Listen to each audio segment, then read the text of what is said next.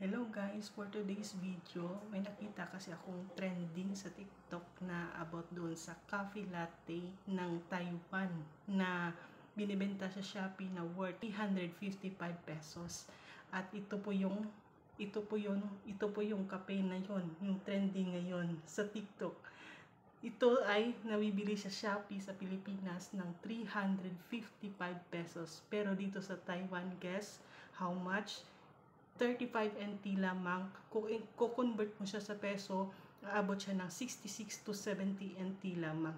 Kaya nga, trending siya ngayon kasi mahal siya sa Pinas.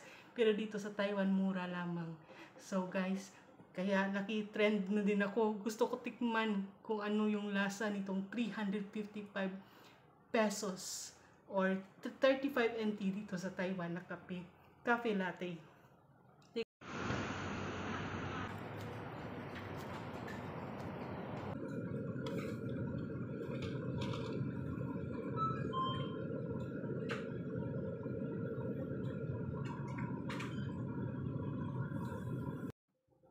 So, titikman na natin ang coffee latte na to na trending ngayon.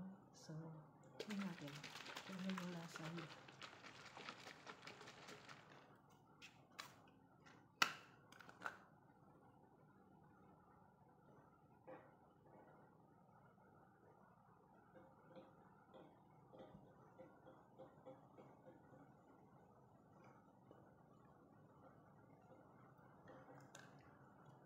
Masarap siya, matamis.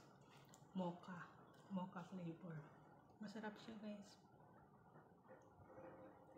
Ito ngayon yung trending sa TikTok. Yung coffee latte ng Shopee na 355 daw. Ito, pero dito sa Taiwan is 35 NT lamang. So, masarap siya. Matamis. Mocha. Kaso, hindi na ako ngayon mahilig sa matamis. Pero masarap siya.